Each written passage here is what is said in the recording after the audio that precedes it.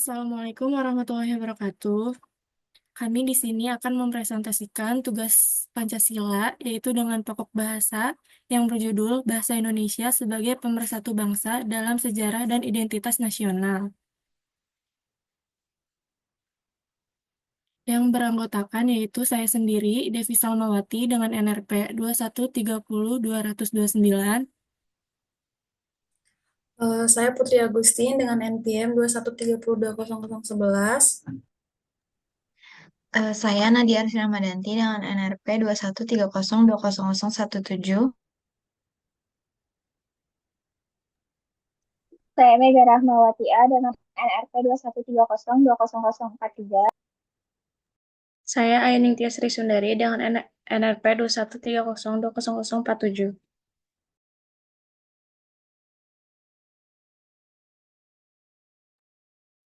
Selanjutnya, untuk bahasan yang akan kami bahas di sini yaitu ada pendahuluan, sejarah bahasa Indonesia, nilai-nilai Pancasila, serta kesimpulan.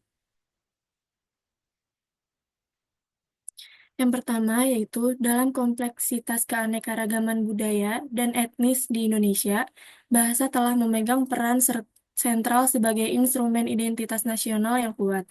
Sebagai medan perjumpaan suku bangsa yang berbeda, bahasa Indonesia telah menjelma menjadi pilar integral dalam membangun kesatuan dan menyatukan keberagaman ini menurut Kementerian Pertahanan 2017. Perjalanan bahasa Indonesia dimulai dari asal-usulnya sebagai alat komunikasi etnis Melayu hingga menjadi penanda identitas nasional yang tak terbantahkan.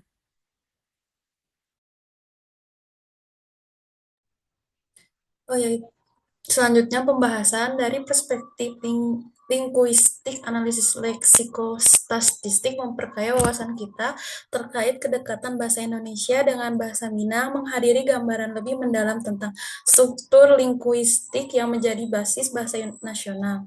Hubungan ini memperkukuh gagasan bahwa bahasa Indonesia bukan hanya sebuah sarana komunikasi, tetapi juga warisan linguistik yang mengandung unsur-unsur budaya yang menciptakan jalinan histori yang kokoh. Melangkah lebih jauh, sejarah penggunaan bahasa Melayu di Nusantara sejak abad ke-7 merinci peran bahasa ini sebagai perekat sosial dan alat perdagangan di antara beragam suku bangsa. Pengenalan bahasa Melayu melalui ekspansi Sriwijaya dan dakwah ulama Islam menciptakan aliran komunikasi dan pertukaran budaya yang mendalam, membentuk panggung sejarah bagi bahasa Melayu dan pada akhirnya bahasa Indonesia. Keterimaan luas bahasa Melayu di kalangan masyarakat Nusantara berkat sifat egaliter dan tidak mengenal tingkat tutur, menciptakan lahan subur bagi kemunculan varian-varian seperti Melayu Minahasa, Melayu Banjar, Melayu Papua, dan bahasa Betawi. Pengamatan ini mengupakan bagaimana bahasa Melayu tidak hanya menjadi sarana komunikasi, tetapi juga mewujudkan perpaduan kultural yang dinamis di Indonesia.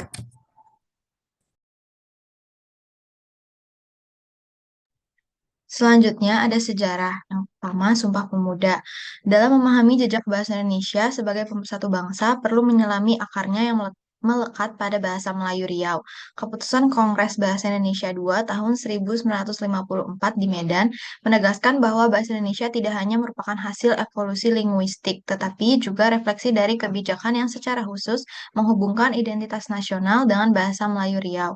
Perspektif ini memperkuat esensi bahasa Indonesia sebagai pilar identitas yang tidak hanya mengandung nilai komunikatif tetapi juga nilai historis dan simbolis yang mendalam. Yang kedua, ada awal mula dan peran bahasa Indonesia. Untuk memahami peran bahasa Indonesia dalam membentuk identitas nasional, penting untuk menelusuri konteks sejarahnya. Pada saat Indonesia mencapai kemerdekaannya, satu dari banyak tantangan utama adalah menyatukan masyarakat yang terdiri dari suku-suku bangsa yang berbeda. Bangsa Indonesia merupakan bangsa majemuk yang terdiri dari berbagai suku bangsa, agama, dan bahasa dengan sekitar 1.340 suku bangsa yang memiliki ciri khas dan keunikan masing-masing. Dalam konteks ini, bahasa Indonesia yang berakar dari etnis Melayu muncul sebagai solusi efektif yang tidak hanya menghubungkan tetapi juga membentuk identitas nasional yang bersifat inklusif. Dan yang terakhir ada peran kelompok terpelajar. Sejarah pembentukan bahasa Indonesia tidak terlepas dari peran penting kelompok terpelajar dalam pergerakan nasional awal. Kelompok terpelajar ini, terutama yang terlibat dalam organisasi seperti Budi Utomo, memainkan peran kunci dalam mengarahkan perubahan bahasa dari Jawa ke Melayu dan akhirnya menjadi bahasa Indonesia. Pilihan ini tidak hanya mencerminkan kecerdasan strategis, tetapi juga semangat untuk menciptakan bahasa yang mencerminkan egalitarianisme dan keberagaman sosial.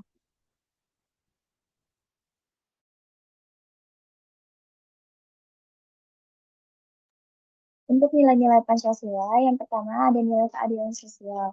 Nilai keadilan sosial memiliki prinsip tercermin dalam egalitarisme. Bahasa Melayu yang memudahkan penerimaan oleh berbagai lapisan masyarakat, tidak mengenal tingkat tutur, bahasa Melayu menunjukkan kesetaraan dalam komunikasi yang dapat dihubungkan dengan keadilan sosial dalam Pancasila. Yang kedua, nilai persatuan Indonesia dengan prinsip yang dapat diidentifikasi melalui peran bahasa Melayu sebagai bahasa penghubung antar suku dan alat perdagangan.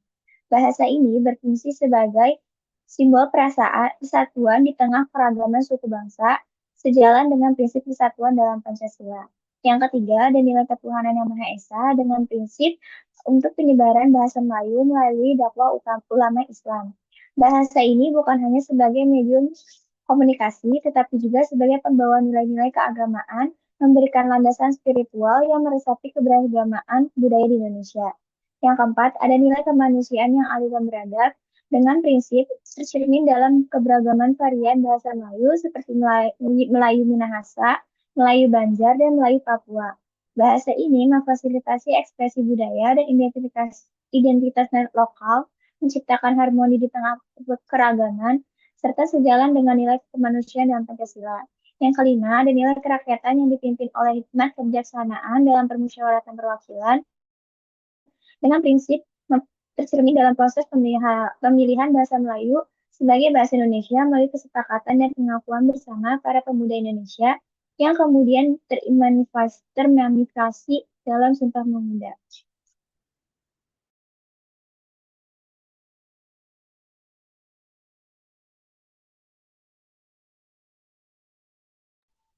Kesimpulannya adalah dari perspektif historis dan sastra, peran bahasa Melayu dalam pengembangan literatur dan sastra menciptakan fondasi kekayaan budaya dan rasa persaudaraan nasional. Pemilihan bahasa Melayu sebagai bahasa Indonesia oleh para pemuda Indonesia yang tercermin dalam Sumpah Pemuda bukan hanya tindakan linguistik, tetapi juga manifestasi dari semangat persatuan dan identitas nasional. Dengan demikian, bahasa Indonesia bukan hanya sekadar medium komunikasi, melainkan juga simbol integrasi keberagaman budaya dan persatuan bangsa. Kesimpulan ini menegaskan bahwa bahasa Indonesia bukan hanya warisan linguistik, tetapi juga pewaris nilai-nilai Pancasila yang menjadi dasar identitas nasional Indonesia yang terus berkembang.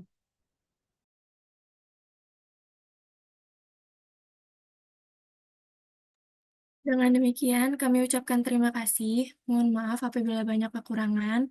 Kami berharap presentasi kami dapat memberikan gambaran yang jelas mengenai topik yang telah kami bahas. Wassalamualaikum warahmatullahi wabarakatuh.